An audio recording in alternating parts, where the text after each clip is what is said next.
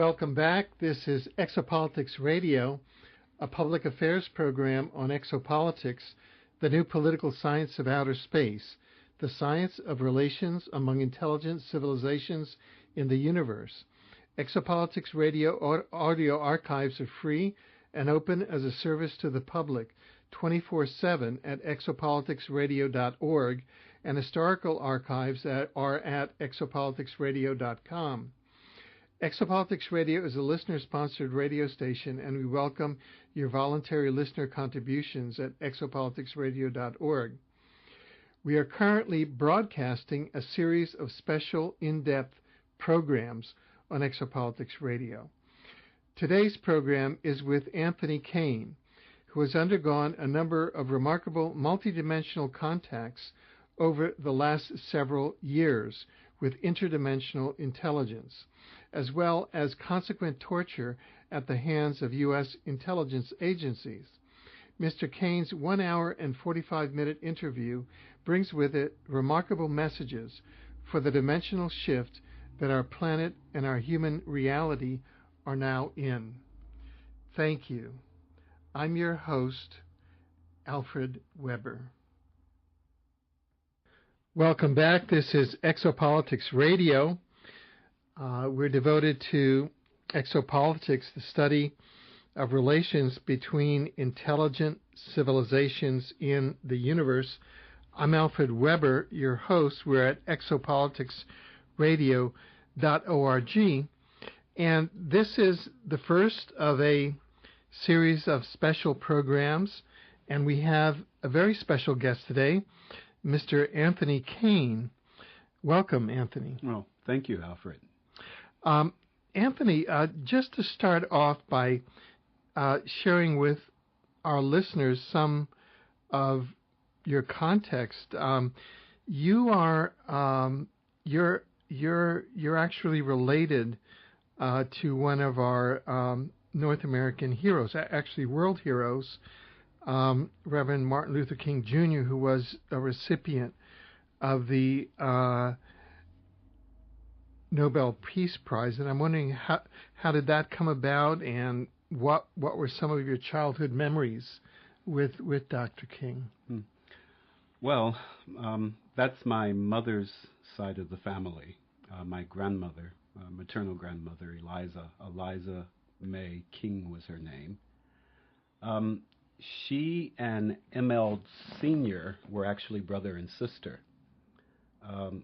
The family resemblance is just uncanny when you look at them. It's the nose, the forehead, the cheeks.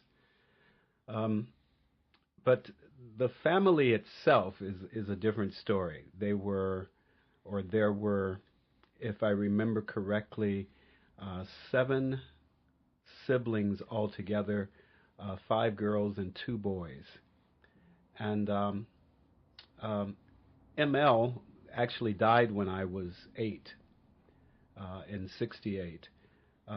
So my remembrance of him is only at summer gatherings in Atlanta at my Aunt Eddie Bell's house. We called her E.B. And surprisingly, Alfred, he wasn't what people envisioned him to be. He had a mean streak about him. He would always look at us and speak down to us and tell us to move or get out of the way. Or, I mean, it's funny. And once in a quantum state, I had a conversation with him, and he actually apologized for being that way. He said that in his life he had wanted to do what was right to help people, but that while he was in the process of doing that, he harmed his family, and for that he was sorry. Well, now you talk about a quantum state, and you've shared with me some unusual events that began a number of years ago, several years ago, in Washington State, in the U.S., at your home, and I wondered if you could begin to walk us through those. Exactly when this was, where this was. Go through it slowly with the full context so people really... Yes, I I can only go slowly. Well, this it actually started when I was a child. I just have to throw that caveat in there. It's a thing of when I was 6, I knew that this was my last lifetime. And later in my 20s, I ran into someone else who knew that about their lifetime, and this all began to become succinct to me, that I was meeting people of the same demeanor, so to speak. But Washington State, at the time I was living in Bothell with a very good friend of mine. He was my best friend and my banker, as a matter of fact, for my business. And I remember being at home. This was in about August of 2002. And I remember being at home in my bedroom. And my window, I had a large picture window on that side of the house. And for some reason, the shadows that were cascading across the wall did not correspond to the light that was coming through that window that would create such a shadow. And at the same time, as I watched the shadow, it was actually in movement, not in a quantum phase. It was in 3D movement, where I could actually see it filling up. And then I would look across to a corner of it, and I could see where it was actually leaving, going somewhere else, where I knew not. So this went on for several days, and it got to where I began to come in and just sit there and watch the shadows on the wall and see what was happening. And it went on whether it was day or whether it was night. It went on if the window was open in terms of the light coming in, or if it was closed. So here it is one afternoon. If I remember correctly, it was a Saturday, and I'm at home alone, sitting in the living room, and looking outside along the streets, and I could see movement, yet and still there was nothing there. So I got up and I went to the door several times. I opened the door, I look out, and I'm looking up and down the street. Damn it, there's nothing there. What is this? Because when you can sense it, you can sense the presence of something moving around you. Anyway, I came back and sat on the couch, and I gazing out the window once again, and the next thing I knew, I looked up, and there was a shadow of a being, human, standing in my living room, naked. And the next thing I knew, there were lots of them. And these were just like an energetic frame of a human being. And they were boys and girls, and they were dancing and partying, and I'm sitting there just going, this is insane. So where did you come from? What do you want? And no one said anything to me. So I said to them, I said, well, I like boys myself, so you could have at least brought beautiful boys. At that point, I guess within 7 or 8 minutes, they all disappeared, and it was gone. The next evening, I'm at home in the living room. There's no one home, I've got all the lights down low, and then wham! There are beings all through the house. This time, they are all boys, all right? And they're just dancing and partying and carrying on, and it's an amazing thing to see. It just mesmerizes you. And I wasn't scared in any way, and I began to interact. I began to talk with them. I was talking. They were telepathing. Um, anyway, this went on for several days, and it stretched into a month, and then into 2 months, where I was being visited. It began to pare itself down to where there was one main entity that I was speaking with, and that entity would come in and be there. He was there every day in my space.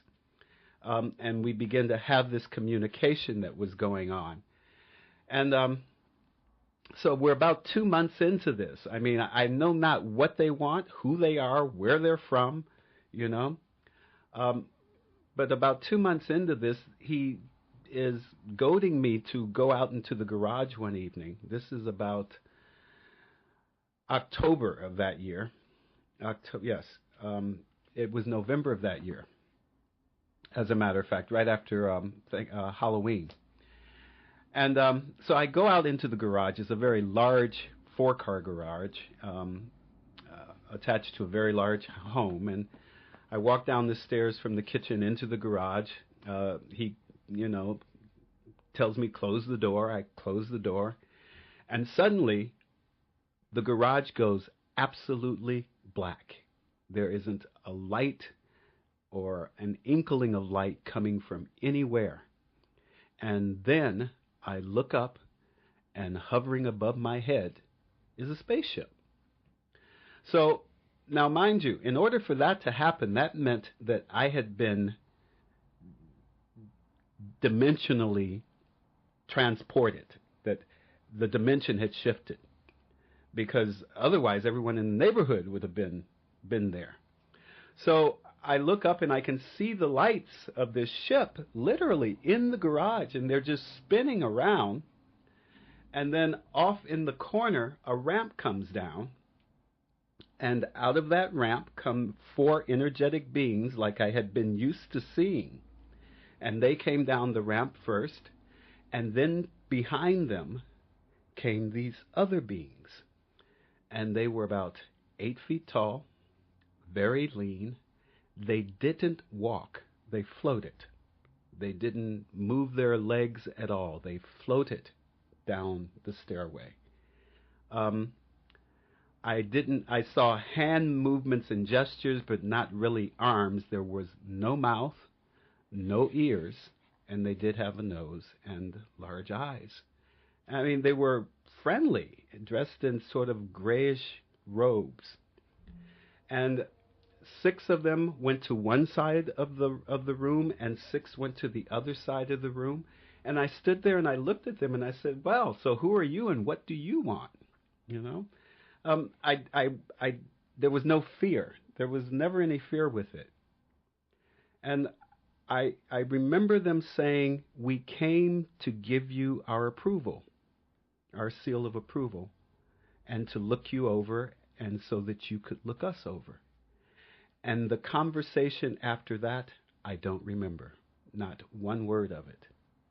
The next thing I remember after this was standing at the door of the garage, getting ready to walk back into the kitchen, and them saying to me, "So how do we keep our hands on you? How do we know where you are?" I said, "Well, God, you guys can follow me anywhere. You can put a tag on me or something." And yes, they did. All of a sudden, this little tiny angel, maybe 2.5, 3 inches tall, comes over and it smacks me on my left shoulder, and I'm tagged. I know it. Tagged. And I said, "Okay, you got what you want. See you later." And as quickly as they had come was as quickly as they were gone. And that was my first encounter with the Council of 12. Now, first of all, just to go back, at this time in the Seattle area, you have a business, and you're in a lot of the local papers, and so you have a public profile, right? Oh yes, a public persona. Yeah. So you're a functioning member of society. Yes, right. Yes, I am. Yes, right. I had my own business. I've sewn for some of the wealthiest people in the area and some of the wealthiest people in the country. I'm a certified professional master tailor. I've worked feature film, and I had my own business most of my adult life. So, I mean, my credentials are impeccable, and I could go on about those, but compared to what started that night, everything else pales. Okay, well, let's go back to that night. Mm-hmm. What happened after that night? Well, after that night, this is the thing. I only know now, as I say, if I had have known not then what I know now, that they were building me up for the things that were to come. The next thing I knew is that I looked up in a day later, 2 days later, the parties stopped happening, but I had energetic beings coming into my room, and they were building a being in the corner. So I would look up in the corner on this side, and there was the energetic components of a being built holographically in the corner of my room. And then in the corner opposite were other parts for this being that were being put together. And this went on for days, and at the same time, this being that is being holographically built is talking to me. And at that time, I had no knowledge of it, but he was reptilian. I mean, he was big, blue, pretty. I mean, God, I fell in love with him. He was just so wonderful. He was sweet, and we talked. We talked all the time, and he would bring other beings to visit me. And so I became very comfortable being around this, having it happen, and it got to where I'd walk out the door and I could see them all over. And people, I mean, some people might have a glimpse of it, but I had no idea at the time that I was actually seeing dimensionally. All right? So this went on for quite some time. And then there came a point several months later, 7 or 8 months later, where this reptilian being was going to be put into hibernation. And it was a very long ceremony of him going into hibernation. And as he did this, he actually gave me what he called my cloak of protection, which he placed upon my shoulders. I never forget it, this huge cloak. And he says, that will protect you no matter what. And he was gone. Slowly but gently, he was gone. And he was replaced by the interdimensional creature that I married, whose name is Aramanatha. And we call him Ari. Mm-hmm. So the plot thickens. The plot so thickens. here we have the Council of 12, right? And we have and we have the multidimensional being, the reptilian. Yes. Yeah. Right, and then we have Ari. Right. Yeah. Well, tell us more about Ari. Aramanatha is his name. And he has been my guide and my protector all this time. Sent specifically to me by the Council of 12, along with several members of his society. They are Arcturians. And they are with me every day of my life. If there is something that befalls me energetically in the quantum plane that they cannot handle, and we're speaking of very powerful energetic beings, dimensional travelers, if there is something that befalls me that they can't handle, It's heavy, and the council comes in. And there have been 2 times when the council has stepped in to protect me. So what they did over the next, well, let's just take that first year after Ari coming into my life. It was unbeknownst to me that everything that happens on the planet is monitored, it is recorded, and it is seen by government agencies, by off-worlders, by the off-worlders who monitor the planet, by the reptilians and the draconians, who are one of the races that live on the planet, by the Greys, by the dark government. So you have all these factions who want to control the people and population of the earth, who are monitoring everything that takes place on the earth. Am I making sense here? Okay. All right. So unbeknownst to me, that when the Council of 12 came to see me that evening, well, it wasn't just I who knew about it. The government knew about it. And they were pissed. You're meaning the shadow U.S. government. The shadow U.S., the black government, the shadow U.S. government. Right. The government who has made their agreements with the Greys and the Draconians back in 1954 with Eisenhower, that shadow government. Okay. Okay. So, because there are millions of light workers on the planet, and there are others like myself who have some strategic role to play, and we are being monitored by this shadow government, because the last thing they want is for any of this to come to fruition. Okay? Right. So, after spending this time with Ari, and I was in training, and I had no idea I was in training, that they were showing me how to be and how to do. I mean, I was being taken away to spacecrafts and spaceships and to other worlds. And one day I was sitting in my room, and I was so angry about all of this hustle bustle and never having anything tangible in my hand, because when you're dealing with dimensional creatures, a lot of times it is not something tangible in your hand that you can have. And so I'm just sitting there just so pissed off about it, And the next thing I knew, he swept in.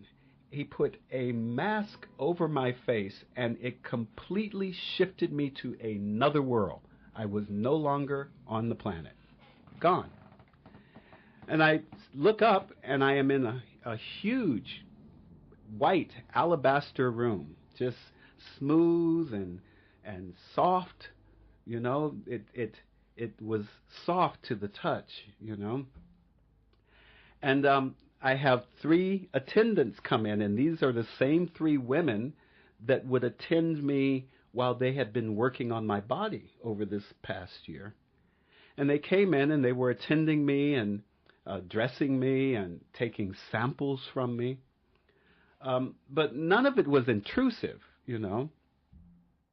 And the next thing I knew, I am standing there picking out the rest of the personalities that I had wanted in my mate. Whether this one was a little too gruff, and no, that one's got too much of an edge, and I want something a little softer. No, that's too weak and too fruity. I mean, it was incredible. And I'm only giving you a very small part of this, because for months we had been working on this. What do you want me like? And they would show me the qualities that I could have in my partner, because they were building him. They said, well, we're building him, so what do you want? And what do you want to be like? Because we're building you too. Okay. Oh. So anyway, I'm sitting or standing there making these last minute choices, and the next thing I know, I've been swept away into another room, and there are hundreds and hundreds of people in there, and they are of different races and breeds and types and persuasions and royalty and everything in between. And I am actually the groom getting married to the groom, and I was married in that room at that time. And then after the ceremony was over and I didn't understand a word of it, and I'm standing there literally flabbergasted, watching this whole thing like, this is just too cool. And the next thing I know, one of the girls sweeps in. She didn't walk, she swept in. And she gave me this quill pen. She placed it in my hand, and she placed this piece of parchment in front of me and said, sign it. And I did. I just fluently signed it. And that was it. And I guess about, for what I know, maybe a half hour later of mixing and mingling and being introduced to this one and that one and parents and in-laws and the Black Knight and or the Black Dragon. After about a half an hour of this, I was swept back to my room, where they proceeded to give me a physical examination. And you mentioned the Black Knight or the Black Dragon. What were these terms? The Black Dragon is actually what he is known as. There are what we call two dragons. One is the Black Dragon, and the other is the Red Dragon. And the two dragons are the galactic swords of the Council of 12. Okay. They deal with the problems within the known and unknown universe that require a hand. Okay. And I'm attempting to be as general in my use of terms, simply because it is not a judicial, judgmental process like we know it. Okay. It is a process of which, if there is something evil out there that needs to be dealt with, and there are, and no matter what dimension we may shift to, whether it's the fourth, the fifth, the sixth, the seventh, the eighth, the ninth, there are always going to be beings who have a malintent, because that is the nature of free will. And if it wasn't all right with God, it wouldn't exist. So Prime Source says it's all right because it allows you to be creative and do whatever it is you're going to do. So there will always be creatures or beings that have a malevolent intent. And that is what the two dragons are for. Now, there are other armies within the scope, the framework of the Galactic Federation, the Army of Light. There are many soldiers and generals and commanders as we have in armies here on Earth. But that is a strategic battler, or people who battle, like, from their ships with, light weapons and so on and so forth. You would think of the Black Dragon as being Darth Vader without any accompaniment, walking into somewhere completely alone and being able to walk out of there with the meanest, baddest creature that you have ever encountered, and to drag that creature back before the council and deposit them there. So, what you're saying is that from your multidimensional experiences, which are real, you're saying, you're reporting to us how these processes, which may appear to be archetypal, actually result in, there are actual results. Yes. Which occur. Yes, they have a purpose. Yeah. Yes, they all have a purpose. And I mean, we're speaking up. Today is 7 years, or almost 7 years. I married this being, this off-worlder, 6 years ago, February. I have been dealing with the Council of 12, 7 years, just this past month. So I'm going into my 8th year. This is the final year. This is my this is the final of my preparation years. Okay, good. Now, let's shift a moment to sort of a transition when, as an African American, you begin to bring a legal process in the state of Washington against, if I have it correctly, a driving while black law. Yes. Okay. Could you bring all of our listening audience into that situation? Well, as they say, nothing is separate from the whole, so it is a whole story. I guess about a year and a half after the interdimensional beings came into my life, in the state of Washington, we have what we call DWB, driving while black.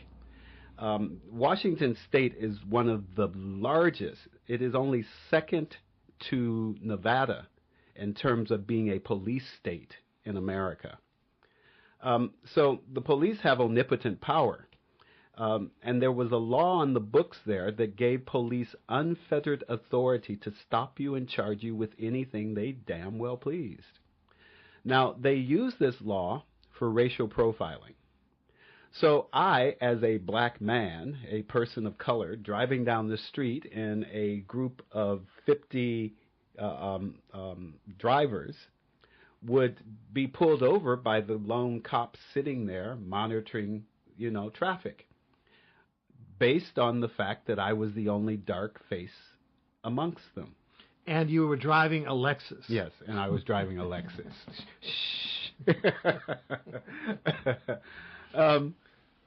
So they pull me over, and this was not once, not twice, not 3 times. This could be as many as 10 to 14, 16 times a year. Now, they pull me over, and they write me a ticket. They say, you got a tail light out, and let me see. No, stay in the car. Your license is no good. Oh, we're taking you to jail. Boom, just like that. You got no say. So this began to happen more frequently for some reason. And the next thing I knew, they had pulled me over and taken me to jail. And the prosecutor was making a recommendation that I receive 2 years in jail based on the fact that I'd been pulled over so many times. Now, isn't that ridiculously crazy? So I went to a client of mine, someone that I, sew for, or as a tailor. I was his tailor, not wanting to mention his name, not knowing what, But anyway, I went to him, and I said, well, this is what's happening here, Scott, that these guys want to put me away for 2 years for this. He looked at it and he says, no, it won't happen, and we're going to fight it. And he took it, and immediately upon firing off a response, now this is just how crazy this is. If you can afford to spend $30,000 to $80,000 on the attorney that I had, all right, top notch, I mean, Scott's the best. Now, if you can afford to spend that kind of money, and I couldn't, he was my client, all right, then you can battle the system back. But if you can't, you're going under. So he fires off a letter to the prosecutor to their charges, and the next thing I know, the state attorney general had called my attorney 5 times in 4 days wanting to know what we were going to do, because we had them dead to wrong. They were wrong, and they knew it. All right? They had illegally revoked my driver's license and told me nothing about it, given me no hearing. Just took it. All right? I mean, the list of charges against them, it was. So they say to me, they say, well, look, we are really sorry. What we're going to do is we are going to expunge your driving record for the past 10 years. We're going to get rid of everything and return your license to you. All we want you to do is plead guilty to the speeding, 15 miles over in a 35-mile zone. Okay, sure, I'll do that. But Scott wasn't done, my attorney. Scott realized that the law under which they were arresting me and arresting most people of color under this law was unconstitutional. And so he took it to the lower court, City of Seattle, and it took the judge 6 weeks to rule on that. But he came back and he ruled that the law was unconstitutional for vagueness, and it gave the police unfettered authority. This went to the Supreme Court of the state of Washington, who upheld the lower court's ruling and declared the law unconstitutional for vagueness and that it should be stricken from the books. Now, mind you, this law had been stricken from the books, the Washington State RCW, Revised Criminal Code of Washington, on 3 other occasions, rewritten and then stuck back in. All right? So the law is supposed to be stricken from the books. This is a major civil rights victory.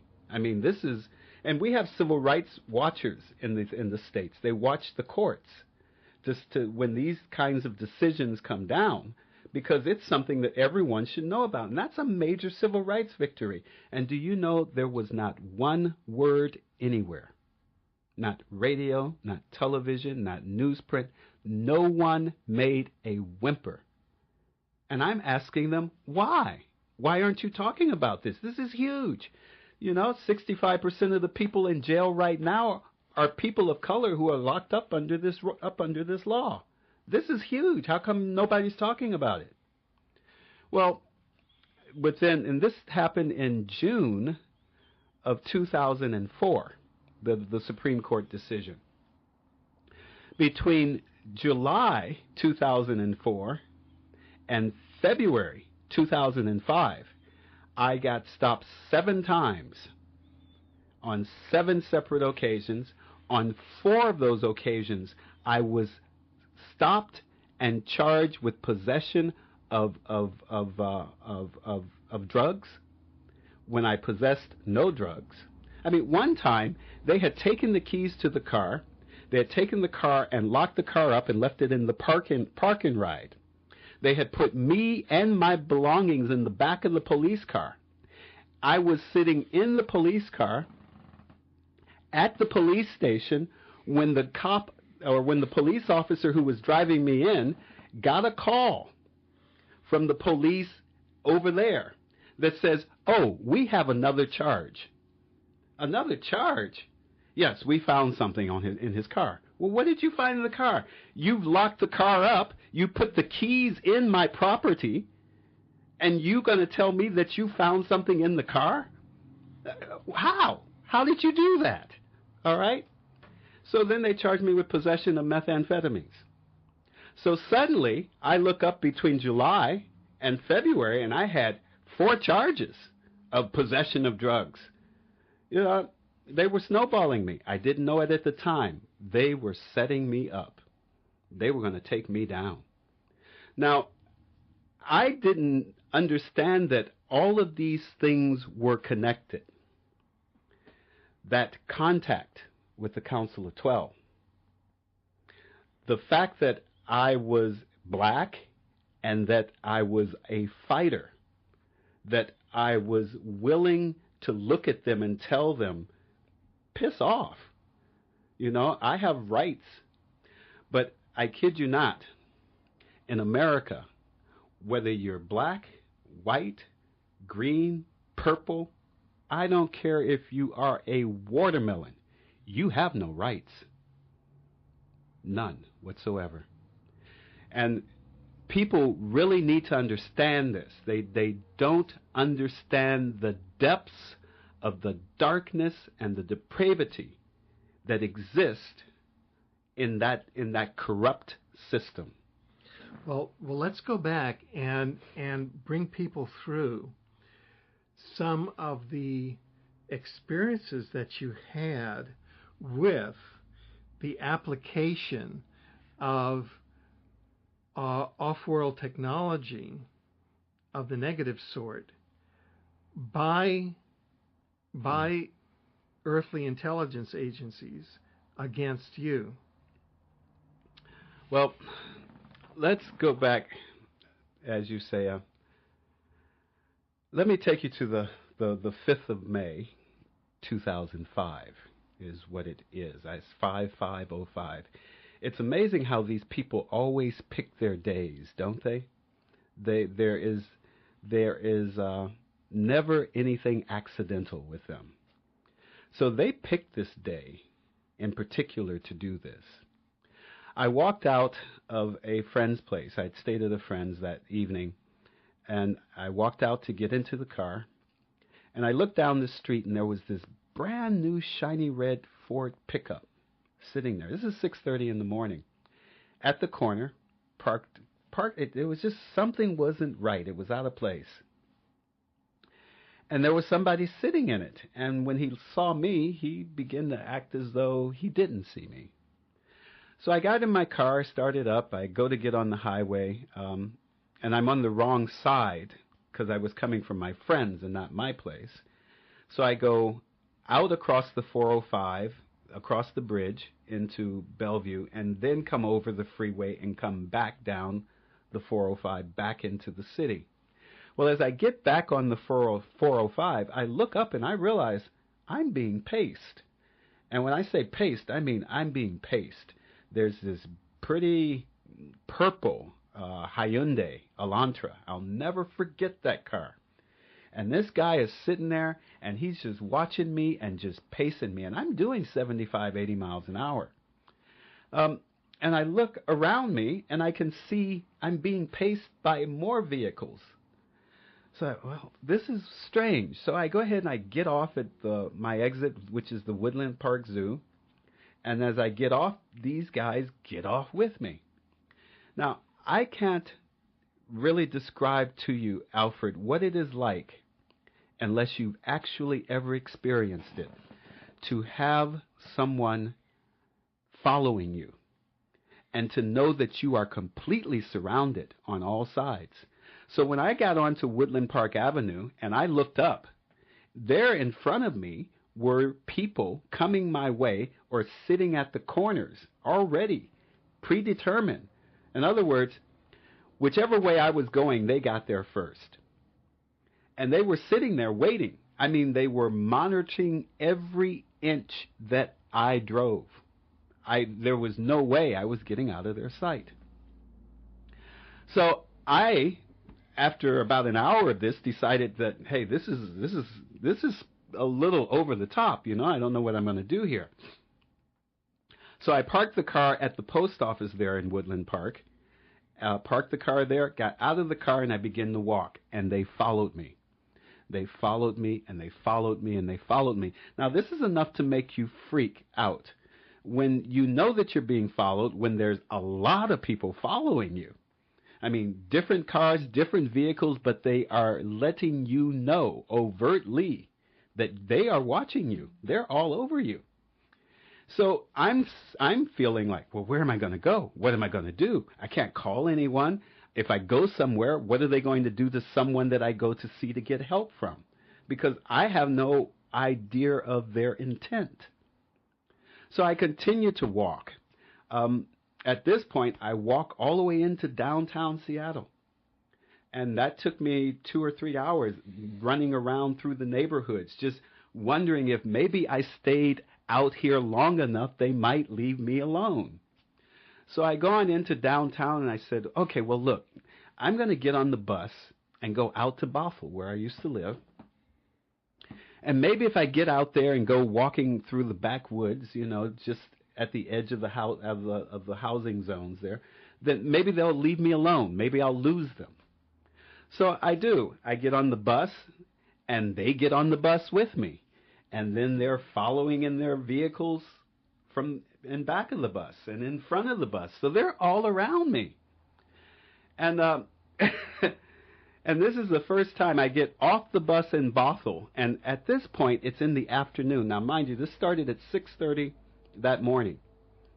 And at this point in time, it's about 4:30 in the afternoon. The sun is beating down on me. I'm sweating. I'm nervous. I'm scared. I haven't stopped moving because I haven't stopped moving. Fear has me in a grip. And I get off the bus and I hear something right in my ear. And somebody says, "What's he doing?" And someone else says, "Oh, he's just tweaking." And someone said, "What's that in his hand?" "I don't know. Go and get it." Because I was spilling a Gatorade that I had in my hand. I had this bottle of Gatorade, and it was spilling. And they wanted to get that, to see what it was. And that was the first time I'd ever had that experience of someone literally microwaving a beam into my ear and talking to me that way. But that would not be the last. Anyway, I went on about what I intended to do, to go up into the woods, and I got back there, and I'm walking through what I call the Clearwater Swamp. It's like a swamp. The water's up to about my navel, and I go to climb out of that onto a knoll, which is about 15 feet up and about 40 feet in back of the last house there at the end of this development. I climb out onto this knoll. I'm standing next to a tree. I'm soaking wet when I realize that it's dead quiet. I don't hear a bird, not a cricket, not a frog, nothing. And in that instant, in that moment, I knew they wanted to kill me. And I said to them, I shouted out, I said, "Hey, I've got no knives, no guns, no drugs. I got nothing on me. I know you guys want to kill me. But I'm just this little black boy here, and I am coming out. I got nothing here." And within 2 seconds, around the fence came the Snohomish County Sheriff. He was the only uniformed presence there. And with him came these 3 plainclothes, very angry, very mean, very hostile CIA agents. And beyond the fence, there were another 50 of them in plain clothes.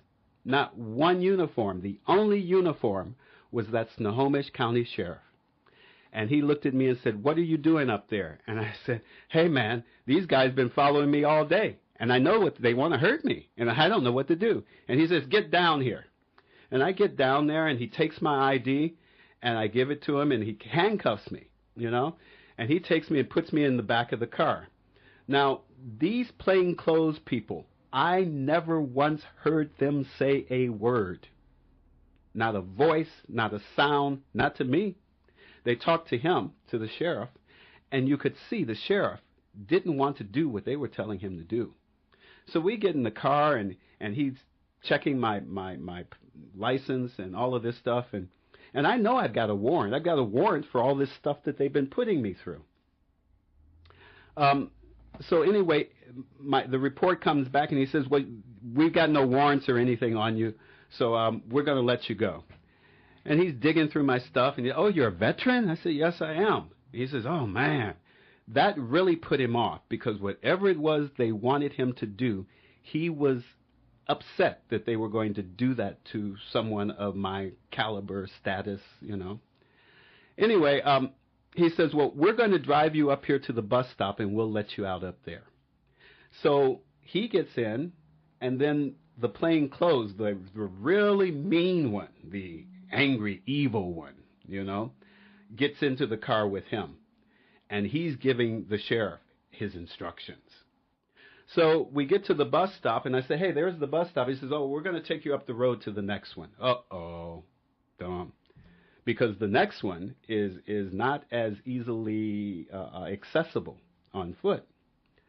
So we get to the next bus stop, and he stops and lets me out. It's where the big Fred Meyer is in the 7-Eleven, and he lets me out in the 7-Eleven parking lot. He gives me my stuff back, and I look around, Alfred, and I am completely surrounded. And in that moment there, I was terrified because it's dusk, and I've got all my stuff in my pocket. I got nowhere to go, nowhere to run, and I'm terrified. So I first go in the 7-Eleven. I'm asking for help, not knowing what kind of help I can get. And everyone in there has already been schooled. Don't you stay away from him. So then I cross the major highway and go running, the Bothell Everett Highway, and go running into the Fred Meyer. And I'm just like freaked and panicked because as I go into the Fred Meyer, there they are. There's 100 of them, unsnapping their tasers and pulling their pistols and accoutrements out of their purses, and I'm freaked. At this point I'm freaked. Anyway, I call for the manager. The manager's not there. They send in a proxy. The proxy says, well, we call the police. The police will be here to help you. And the police that show up are actually fake Bothell Everett cops. I mean, I can tell in my work costume for years. These guys come in their fake Bothell Everett police uniforms, and they grab me by the arms and say, we have to escort you from the building, and there are double doors there, double sliding doors. We get past, and I'm screaming at this point, like, let me go, no. And they've got my arms wrenched behind my back, one on each side of me. And as I get through the first set of doors, they yank them back tighter, and as we get through the second set of doors out to the outside, I am handcuffed. And I have 8 tasers down my back before I hit the ground. And they tasered me there on that ground in front of Fred Meyer's for almost an hour and a half with hundreds of people watching, and there were no witnesses to be found. There were at least 100 of them keeping people away, at least 100. And they put taser disc under the handcuffs in my watch. They put taser disc on my ankles, where all they had to do was press them, and you'd feel these, jolts of electricity running through you. They put them on the back of my neck, and all you have to do is touch them, and you just, it was just, wow. So this went on, and I'm screaming, just screaming, somebody help me, And people are just walking by, and one person stopped to ask, hey, what's going on? And the guy said to him, he says, we've got it all under control. Obviously, he's got some problems. And the guy walked away because he had been told, don't bother us. So I look up after all of this, and I realize that suddenly out of nowhere, there's a stretcher next to me. And next to the stretcher is an ambulance. So the guy tells me, he says, we're going to stand you up now. So they tie my feet together, one over top of the other, and they stand me up, and then they drop me on this stretcher and strap me to it with those big, thick Velcro straps, secure, locked in, And then they put me in the back of this ambulance. And who is my ambulance attendant? One of the fake Bothell police that came into the store. He's in his civvies now. They close the doors, and they take off, and while we're in the back of the ambulance, the fake Bothell cop and myself, he cuts my clothes off of me. And he sits there with a scalpel in one hand and a mallet in the other, telling me what he's going to do to me, how he's going to cut my balls off, tapping me on the head, just hey. And you can only scream. That's all you can do. That's all I could do was scream. Just scream. And we get up on this back country road. There is nothing around. They open the doors, and in walks the other fake Bothell cop. This one is a half-breed, half black, half white, a mulatto. You know, I will never forget his face. Never. I'll never forget either one of them. But the one, yeah, before that happened,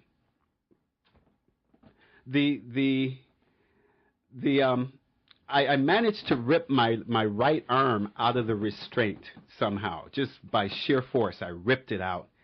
And this guy, my jailer, jumps on top of me, planting his knee in my ribs, breaking them instantly, just instantly. I could hear it, in order to strap me back down. That took the fight out of me at that point. The other one gets in, and he's got a bag full of drugs that he's proceeded to plant in my clothing, and a syringe full of whatever it is that they're going to give me. I'm still screaming. I screamed. The only lights I could see were the lights from one other car in back of the ambulance, and that was it. Now, this is a caveat that I didn't find out until much later, Alfred. The reason that there was just that one car there and that there was all of this traffic in terms of foot traffic, because I could hear them. I knew there were a lot of people out there, but I wasn't seeing anyone. They were all staying off to the side. Nobody was crossing the front of the door. And at that time, at that moment, those guys got their orders because they were going to kill me right then, right there. And someone came and told them, "Don't you dare. If you do, you're in for it. You got more trouble than you will ever have." And they didn't. But they certainly put a hurting on me. I woke up, I screamed myself until I passed out. I woke up the next day at the hospital in Seattle. I can't even remember the name of the hospital now. Boy, Harborview, at Harborview Hospital. Strapped to a hospital bed with an IV in me and a nurse putting a catheter in me. My ribs were broken, my hands were shot, cut up, bloody, and I couldn't breathe because I was in such pain. My clothes were a disaster. They'd been cut off of me. It was a nightmare. It was an absolute nightmare. And you tie all of this somehow to your contact with the Council of 12. Yes. Could you talk about that? Well, it is, I mean, they have, the council has actually given me permission to speak about these things. I get downloads. I receive information interdimensionally from the council and from others, you know, from other beings, the Andromedans, the Palladians, the Nibirians, you know, and there are a lot of us here on the planet right now. Well, I have a role to play, and supposedly the role that I am to play is that of the Black Dragon. I have been selected or had been or made the agreement prior to this lifetime to come here in this incarnation in order to take on that role. And I can understand that, like there are others who have made their agreements to take on certain roles. Now, when you say, i.e., Black Dragon is like an archetypal term for an interdimensional role. Exactly. Of some sort. Of some sort. Okay. Okay. Yeah. So whatever that role is, it is big enough where the connection to the Council of 12, where they came down to directly see me, painted a prime target right on the center of my head. All right? Because the Council of 12 doesn't come to see everyone. You get the Palladians coming to see a lot of people. You get the Venetians coming to see a lot of people, the Syrians, the Andromedans, the Arcturians, you know. These are the people who come to see these people. But what else was happening was not just the Council of 12 coming to see me, the fact that they brought in a reptilian to give me this nurturing course in exopolitics, literally, is what it was. So I've had this intimate, loving connection with so many different species of dimensional beings, prior to this happening. All right? In other words, they're priming me for something. And these guys know it.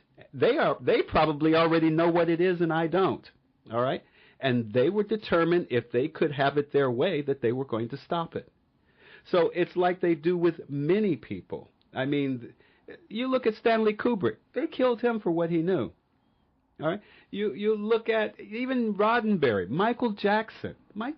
They kill you because of what you know and who you are and what you do. All right? And their intent that day was to take me out.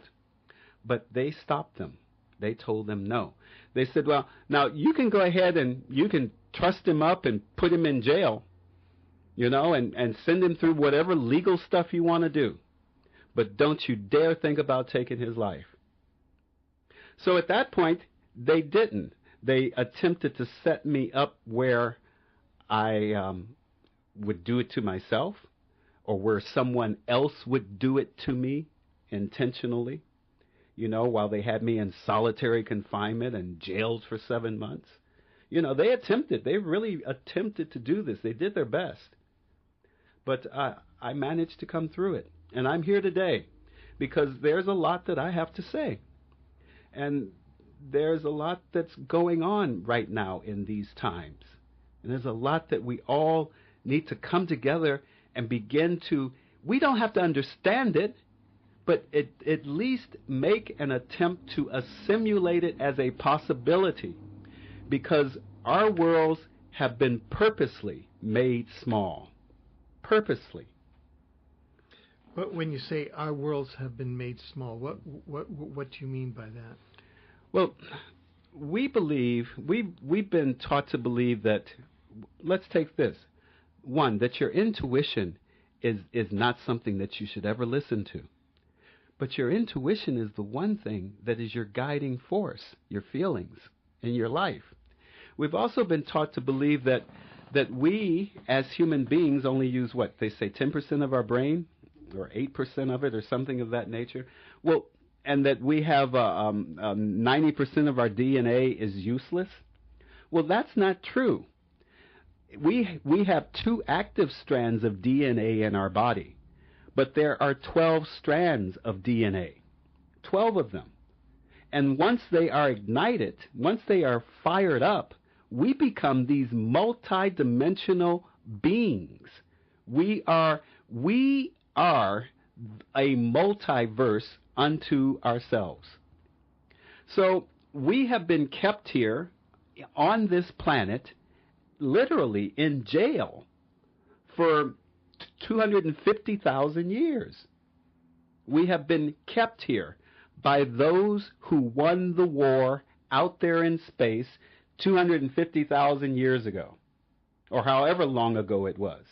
And the Earth and the humans who were to be the next evolutionary breed of interdimensional beings, the humans became the play toys of the dark side.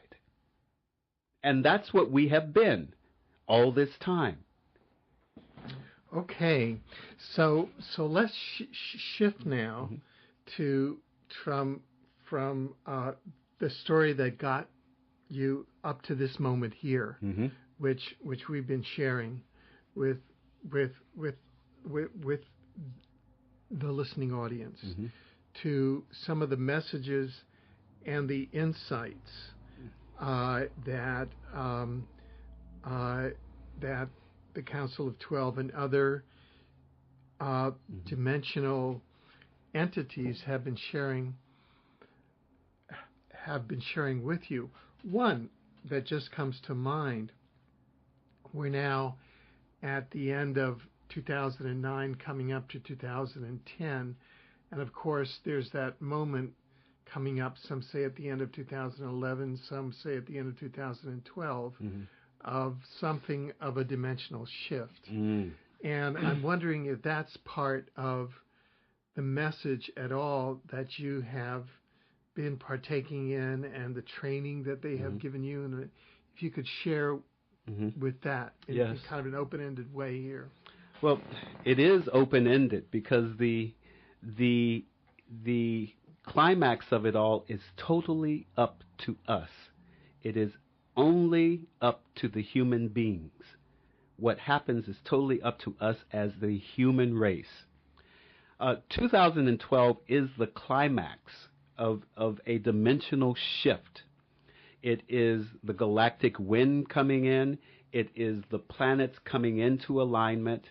And it is something that has been brewing for, 6,000 years, and it happens every or 26,000 years, I believe it is, 26,580 or something like that. So what's been happening is that everything has been leading up to this point. If you look at the fact that we have such dark forces in governments around the world, nothing is for the people or by the people. It's all about a monopoly, a cartel who runs the planet. Well, that's one element. The other element is how we look at our religions and how we believe and how little faith we have in what we are and who we are, and that's another element. And then you have the universal element of all of the off-world beings. I mean, these beings have been around longer than humans have. Humans are the last breed. I mean, we were made. We were an engineered race of people. All right? And it was partly from the Palladians and partly from the Andromedans, but who are our brothers and sisters. But the universe itself is populated with beings and races on all these planets and all these worlds throughout the cosmos. And we have the audacity to believe that we sitting here in our primitive culture of doing harm to one another, to ourselves, and to the planet, that we are the only intelligent life form that there is. Well, so when you look at what's happening with the planet and the coming shift, you see that there are all of these, not strings, but dimensions. There are all these dimensions that are involved in this shift. And when it does come to be, we don't know how it will go. There are some possibilities. There are some people who won't make it. There are a lot of people who will. There are light workers here on the planet right now who are guiding people, who are taking people by the hand, moving them into the process. Because the only way to get through what is coming is to be more in compassion and in love for your fellow man than anything else. So those who move in that direction will rise and they will survive, because the planet is going to go through tumultuous changes. And while it's happening, we won't be here on it. But you will not get transported off of it if you are not in that state of love. Love is the only power there is. There is no money and there is no power in money. There is no power in your car. There is no power in your home. There is no power in what you do as a job. The only power there is in the entire universe is the power of love. And until you use that, the rest of it isn't worth anything. And this is what we've got to come to. So when you look at it from that place, Alfred, you begin to see that there are many dark forces that have their holographic images and bodies out there, that have their controlling sets on humanity. And right now we need to shed those shackles. And those shackles look like, I don't know what it is I'm feeling, but this isn't right. I don't know what I want to do, but I want to do something. I don't know what's happening here, but something's going on. Those things are your signals. They are your internal signals, your wake-up call, that this is all going to go away. And that's the bottom line. It's all going to go away. The financial system has already collapsed. There is no money. There isn't a dollar in any coffer of any country anywhere around the world. And the only ones who have any money at all are the Chinese. That's because they have the gold. But the banks, the Federal Reserve, they have taken all the gold. There is no money in any country. And you wait until February when Christmas is over and all of the businesses start going under, because February is always the slowest month of the year. People are going to just go belly up. So you've got to prepare yourself for this. It is not going to be easy. It is not going to be easy on any of us, but we must come together as the human race. There is only one race on the planet, and that is the human race. And we must come together as that race on this planet and help all of us to evolve. And that's what it is.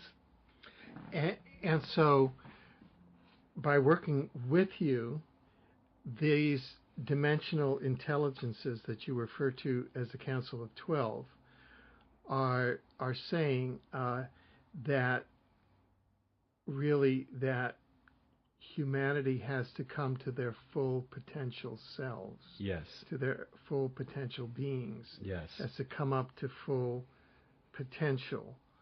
That there are all these historical and also power-oriented forces that are trying to keep us. Yes. And off-world forces. Yes. That are trying to keep us from our full potential selves. Right. I'm just kind of trying to... That's very good. And you're absolutely right. And we must be at least 50.1% to the positive. If you're at 49%, you won't make it. So you got to be 50.1% in that state of compassion. And the way you summed it up was excellent.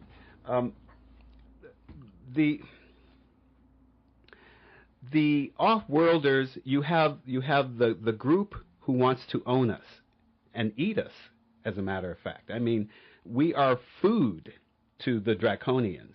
I mean, they're up to 18 feet tall. I mean, they eat us. They could really give less than a hoot about us. They don't like us, period. But then you have the Greys, who are just like the Igor to the draconians, is what I call them. And then you have some of the Nibirians, and the Nibirians are a really interesting breed, because that's where Nimrod came from. And Nimrod is the one who seeded the Illuminati originally in Samaria, or Babylon, 6,000 years ago.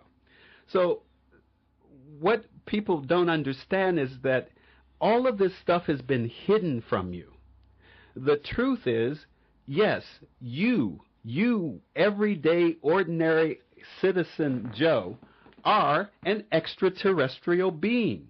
You are an interdimensional traveler. You are able to teleport, to communicate through telepathy. You are able to do all these things. It is built into your DNA. But the strands have been unplugged. And now is the time, during this dimensional shift, that your strands get plugged back in. Now, the Earth is going to make this dimensional shift whether you like it or not. You can't stop the Earth. And as much as the dark forces, the dark ETs, and now mind you, understand the dark forces and the dark government, the extraterrestrials and the black government, they work together. You do not have the Palladians and the Andromedans or the Syrians coming down here to Earth and telling us that they're going to do this and do that and the other and this and that to take care of us. They leave us in our free will. And if we are ready and we call for them, then they will come and assist us. Now let me ask you, just to clarify, when you say, quote, you aren't going to make it, I remember in conversation you said once that you go to a metro stop or a bus stop and you see a group of 10 people, Mm-hmm. and sometimes you see that all but 2 or 3 are, quote, not going to make it unless change happens. Right. What does not going to make it mean? I mean, I just don't want to put out fear pictures, but I want to get... And is this you talking, or is it the Council of 12? Are these your opinions? Is this some interdimensional wisdom talking with you, or what? Well, where it comes from, Alfred, and this is honestly just where it comes from. I don't channel, but I do get spoken directly to. Okay. A lot of times when I'm talking, and especially here in the last year, it has come to a place where I will be speaking and the words are not of my choosing, but they are already there. Mm-hmm. And you have to also understand that I spend a lot of time on the interdimensional planes. I mean, and that time is becoming more all the time. So I receive information from there, from being out on on a craft, or from being on another planet, or from having them talk directly to me. There are times when I am dimensionally shifted, and I'm just standing there in the council chamber, and they're talking to me, just talking to me. And so this is where I get this information from. I don't go out to study it or look for it or conjure it up or something. It just is given to me. And the same information is available to all of us if we open ourselves to receiving it. It is not anything unusual. We think it is, but it really isn't. I just happen to be receptive to it. So when I say that a person won't make it, well, all I'm saying is that as everything shifts, the planet is definitely moving to a new dimension. The whole Milky Way is moving into a new dimension, the 4th density. All right? And you cannot live in the 4th density with a 3-density mentality and a 3-density body. So if your mind refuses to leave the 3rd density, which is money, possession, mine, me, you know, that picture that you have been taught to believe is real, if you cannot let go of that picture and move into the 4th density, which is a density of love, then you will be left behind. You will either go down in the turmoil of the planet, or you will be picked up by off-worlders who are 3D, because there are plenty of 3D off-worlders who would love to have you. All right? And they will pick you up and take you away to their world, you know. Or if you are fortunate, the benevolent Palladians, who also can travel in the 3rd D as well, will come down in their ships, not of light, but of metal, and they will remove you from the planet while it goes through its you know, its changes, and then they will deposit you back here after it's over. But it will not be this Earth. It will be another 3D Earth. So you're saying that there is a significant shift coming up when? That shift is, actually, we're in it. We are already in the shift. I mean, if you have noticed how the weather was here in Vancouver the last 3 weeks, that was part of it. That was because the Earth had been torqued. Just a minute, minuscule torque that threw it off its poles, just a little bit. And that's why it was so dark and cold and gray. It was the kind of gray that you never see in Vancouver. It was dead, so hollow, because the Earth had been torqued into a position where we had never been before. And so it changed the energetics of the whole place. And I'm sure this went on all across the globe. Everyone's been torqued. Because if I listen to some of our colleagues, like David Wilcock, and he's talking about the shift is happening, Yes. and we can just come along with the shift, and it's a seamless thing. Yes. I.e., there won't be this kind of great cataclysm where there necessarily has to be intervention and people taken off, and you see, it's just flowing. Yes. And by keeping our own personal frequency Mm-hmm. at an elevation Mm-hmm. with a frequency of the transformation Mm-hmm. and ascension Mm-hmm. and Mhm. elevation of the planet and of the DNA of all living things and of the galactic center black hole Mm-hmm. and of the universal axis, Mm-hmm. well, then it's all one. It's all one. And so there isn't necessarily this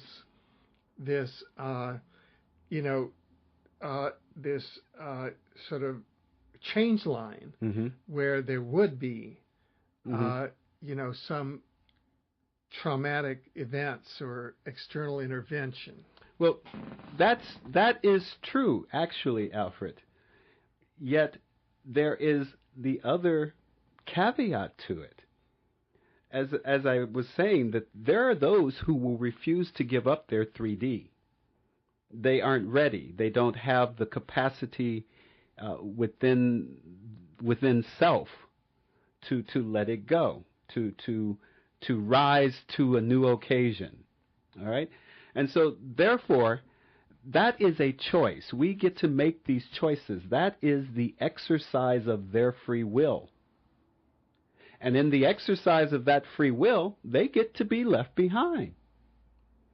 Now, we have no right to pull them out of that. That is still their choice. So then what is going to happen to these people? So see, what one must understand is that the earth will rise, and we must make the conscious choice to rise with it. You must put in the work. You must make the effort to be compassionate and loving to your fellow man and to the earth. And you will rise with it. And if you can't do the work, then you will stay where you are. So, yes, it will be seamless. Yes, it will be effortless. Yes, it will be flowing. But because people have free will, there's going to be a lot of stuff that we can't even begin to predict that's going to happen. And so they are mounting for that on all sides. Now, the alignment itself, as they say, will happen in December of 2012. But the portal, the doorway, the doorway for being able to move through the dimension, through into the shift itself, into that 3.5, 3.7 density, just hovering at four dimension, will happen in November of 2011. And that's when people will begin to move out of this density and into the next. Now, that's very interesting because that corresponds exactly with what Dr. Carl Johan Kalaman, who is a guest here on Exopolitics Radio and whose special will be broadcast next after this special program that we're on. His he has an entire book and system showing that in fact that begins to inaugurate on October 28th, 2011, and also he and Barbara Hand Clow, another researcher and author who lives here in Vancouver, have developed a time acceleration matrix. Yes, the time acceleration matrix. Yeah, right. Which is based on that starting as of October 28th, which is right in the beginning of November. So there's a lot of confluence here with what you're saying. Yes, we'll see. They came and told me a few months back. They told me then, they said 11/11/2011. And they gave that to me as the day that I could go through the vortex, that I would be able to pass through. So that you're going to be able to pass through the vortex into the dimensional shift. Into the dimensional shift on November 11th, 2011. Well, take us with you, brother. I'm going to take as many as I can. I'm taking. Well, that's the purpose, is to take as many as I can. It really is. Yeah. That is, and I won't be the only one. There will be many. I mean, even Vernon Wolf. Yeah, he's the originator of holodynamics right. at holodynamics.com. Mm-hmm. And about 2 or 3 weeks ago, he held a 9-day holodynamics conference here in Vancouver, where actually you and I met. Right. Correct. Yeah. Well, Vernon is a way shower. Mm-hmm. He has been doing what he does for 40 years plus. And that was his purpose. He is the way shower. He has been showing people how to clear out the learned negative belief system and move into a place of power and love and your full potential self. And that has been his task on this earth. And he's remarkable. Deepak Chopra, Carolyn Mace, Lynn Grabhorn. These are some of the modern day avatars, the way showers. And that is their purpose, to show us how to move beyond the programming. All right? So I can relate to what he has done, and his time he's at that place where he's going to be ready to move on. The doorway will open, and there will be those who will move in instantly. But then the rest of the planet, those who aren't ready at that time, they've got another year. They've got another year while the planets begin to get into their final gist of alignment. All right? Because when they line up, you got to be through there, or you got to be on a ship, or you got to be somewhere. You cannot be on the earth when it happens. And that's the bottom line. It's going to be too much for us to bear, that kind of shifting. All right. Now, that may also change. So if we, as fourth dimensional beings, if we manage to cross over through that portal from November to December of 2012, then the whole planet may peacefully make that transition. You mean November to December of 2011? Right. Yeah, exactly. Then the whole planet may make that peaceful transition. So you see, the possibilities are endless. It all depends on us. The way is not etched in stone. And that is what I guess my purpose is to say, I don't see one way, I see many ways. And that way is determined by us, the human beings who possess and live here on this earth. Let's, while we're kind of in this vein, just handle a couple of things that are sort of issues for people. The first is the issue of extraterrestrial disclosure. Mm-hmm. And there have been a lot of rumors and opinions Yes. Swirling that disclosure is going to be made, that it hasn't been made, that there are powers for it, that there are powers against it. Mm-hmm. What have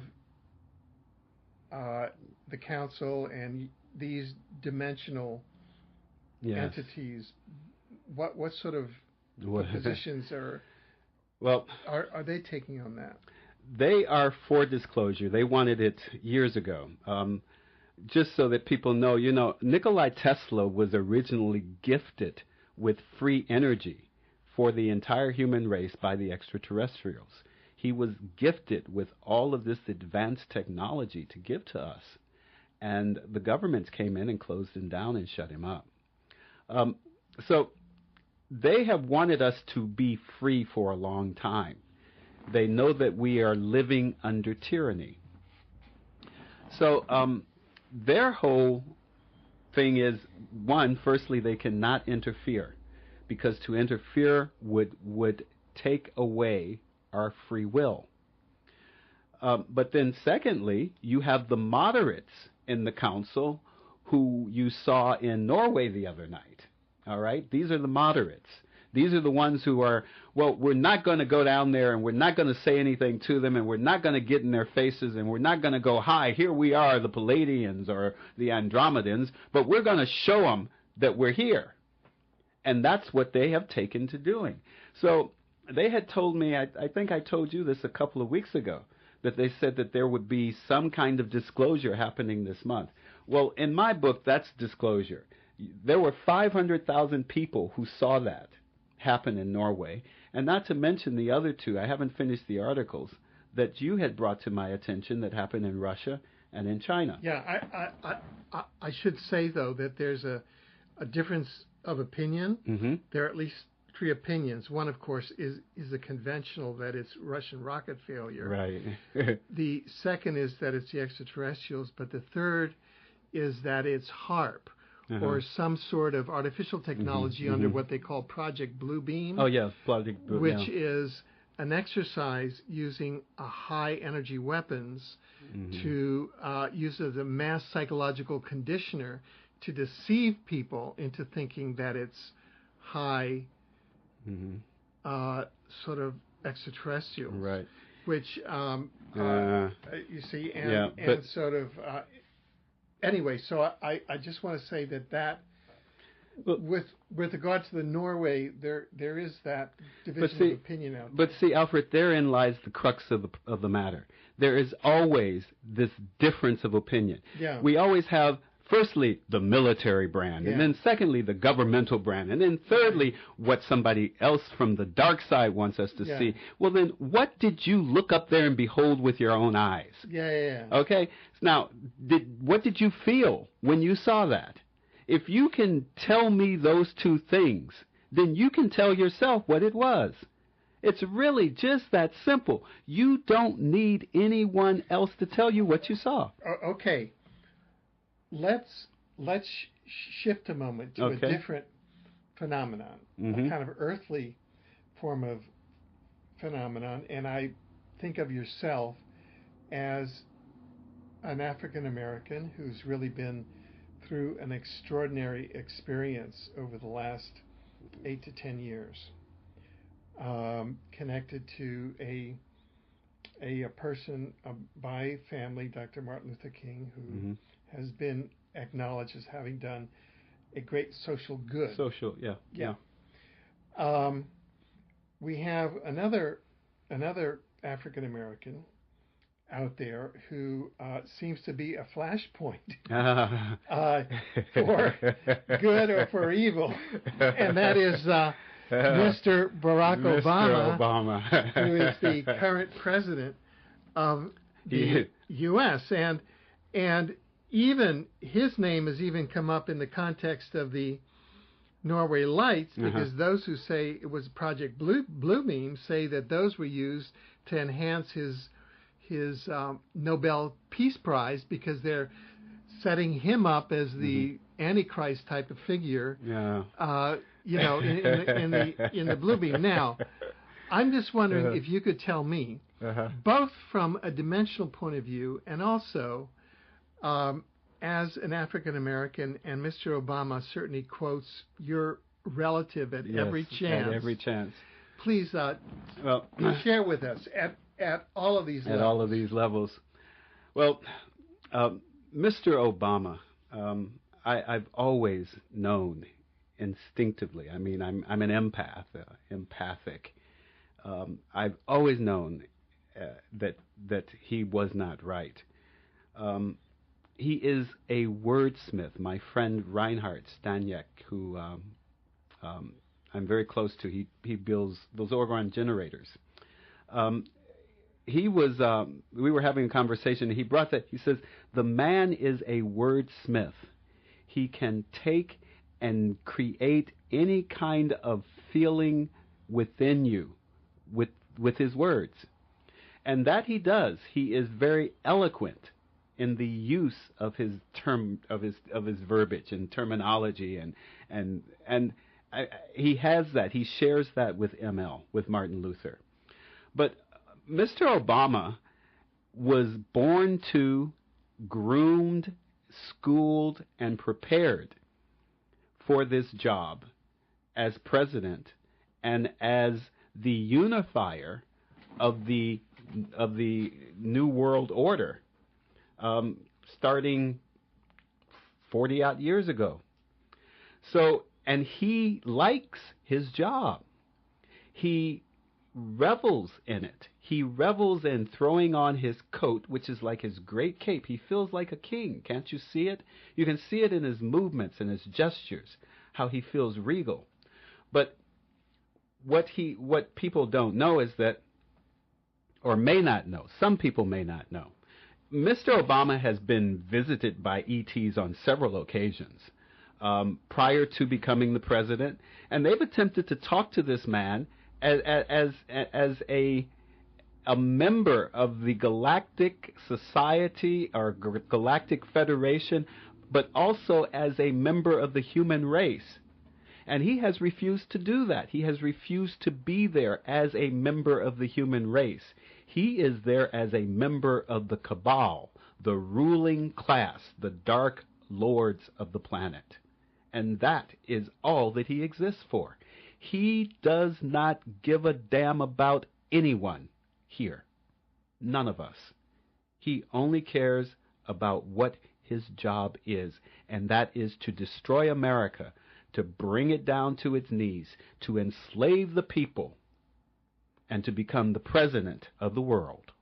Now, is that you, Anthony Kane, talking? No. Or is that information from the Dimensionals? That is my information from the council. And they've stopped talking with him, and this has only been recently. So they have said to me, as I said, they said that there was going to be some type of disclosure here in this month. And this, for me, as I say, Norway is a big thing because a lot of people saw this. A lot of people were there. It wasn't just a small incident. I mean, this has worldwide repercussions. All right, so, but they also said to me, and they told me this just this morning, they said, but it is not finished. There is more to come this month. We will see more. There will be more sightings, and they will be for longer durations because they want people to know that they are here. I'd also like to mention in that light that and people can go to examiner.com and look up our column, Seattle Exopolitics Examiner column, that on the night of December 9th, 2009, there was a gigantic UFO pyramid, and a gigantic pyramid which flew over the Kremlin in Red Square. Yes, yes. It was, and so that too is part of the equation. Yes. Well, that part of the equation, is reptilian. Oh, I see. So the Orion group. I see. So the Orion group are hooked up with the Russians and have been for, 250 years? Okay. And the Greys and the Draconians have been hooked up with the American government, the Western government. I see. Long before Eisenhower. But that's where we had Eisenhower meet with the Greys and sign a formal agreement with them. But this is how the Russians have always outclassed America in their technology. I see. They've gotten it from ETs, and they've just back engineered it. All right. So they have stayed ahead. I mean, they were who was it? Hitler had the nuclear bombs back in World War II, and the Americans took them from him. Right. And used them on Hiroshima. Right. So, well, we're coming to the end of our program, but I'd sort of like to bring the focus back again to the upcoming shift. Yes. Because I think that's, apart from the meaning of individual personages. I mean, I'm glad that you stated that about Barack Obama because it gives people something to ponder. Yes.